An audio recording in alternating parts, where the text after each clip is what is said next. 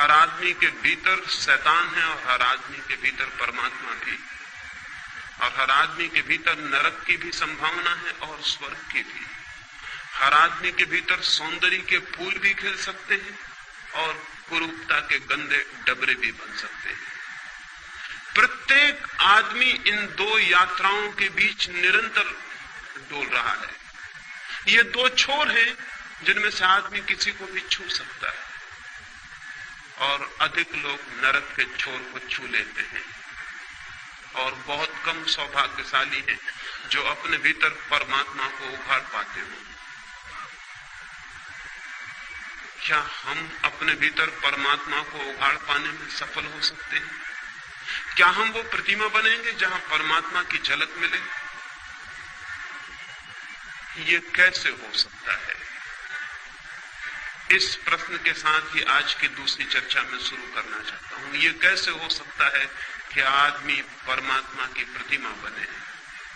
ये कैसे हो सकता है कि आदमी का जीवन एक स्वर्ग बने, एक सुवास, एक सुगंध, एक सौंदर्य? ये कैसे हो सकता है कि मनुष्य उसे जान ले जिसकी कोई मृत्यु नहीं? ये कैसे हो सकता है कि मनुष्य परमात्मा के मंदिर में प्रविष्ट हो जाए?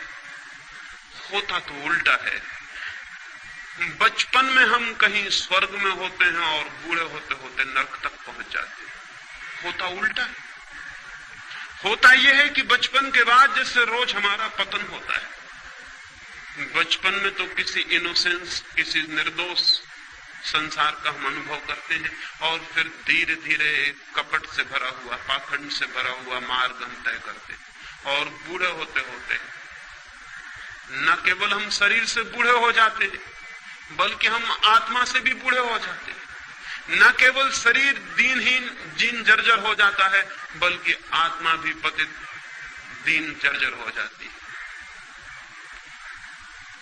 ये और इसे ही हम जीवन मान लेते हैं और समाप्त हो जाते हैं। धर्म इस संबंध में संदेह उठाना चाहता है। धर्म एक बड़ा संदेह है इस संबंध में कि यह आदमी की जीवन की यात्रा गलत है, कि स्वर्ग से हम नरक तक पहुंच जाएं। होना तो उल्टा चाहिए। जीवन की यात्रा उपलब्धि की यात्रा होनी चाहिए, कि हम दुख से आनंद तक पहुंचे, हम अंधकार से प्रकाश तक पहुंचे, हम मृत्यु से अमृत तक पहुंच जाए। प्राणों के प्राण की अभिलाषा और प्यास भी वही है। प्राणों में एक ही आकांक्षा है कि मृत्यु से अमृत तक कैसे पहुंचे। प्राणों में एक ही प्यास है कि हम अंधकार से आलोक को कैसे उपलब्ध हो। प्राणों की एक ही मांग है कि हम असत्य से सत्य तक कैसे जा सकते हैं। निश्चित ही सत्य की यात्रा के लिए, निश्चित ही स्वयं के भीतर परमात्मा की खोज के लिए व्यक्ति को ऊर्जा का एक संग्रह चाहिए, कंजर्वेशन चाहिए। व्यक्ति को शक्ति का एक संवर्धन चाहिए। उसके भीतर शक्ति इकट्ठी हो कि वो शक्ति का एक स्रोत बन जाए, तभी व्यक्तित्व को स्वर्ग तक ले जाया जा सकता है। स्वर्ग निर्बलों के लिए नहीं है। जीवन के सत्य उनके लिए नहीं है जो दीनहीन हो जाते हैं शक्ति को खोकर, जो जीवन की सारी शक्ति को खो देते हैं और भीतर दुर्बल और दीन हो जाते हैं। वे यात्रा नहीं कर सकते। उस यात्रा पर चढ़ने के लिए, उन पहाड़ों पर चढ़ने के लिए शक्ति चाहिए, और शक्ति का संवर्धन धर्म का सूत्र है। शक्ति का संवर्धन, कंजर्वेशन ऑफ एनर्जी। कैसे शक्ति इकट्ठी हो कि हम शक्ति के उबलते हुए भंडार हो जाएं, लेकिन हम तो दीनहीन जन हैं। सारी शक्ति खोकर हम धीरे धीरे निर्बल होते चले जाते। सब खो जाता है, भीतर रिक्तता रह जाती है, खाली, भीतर एक खालीपन के अतिरिक्त और कुछ भी नहीं छूटता।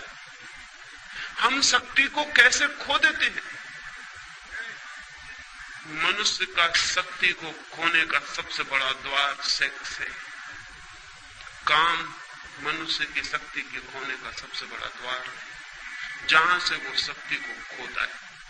और जैसे मैंने कल आपसे कहा, कोई कारण है जिसकी वजह से वो शक्ति को खोता है। शक्ति को कोई भी खोना नहीं चाहता है। कौन सा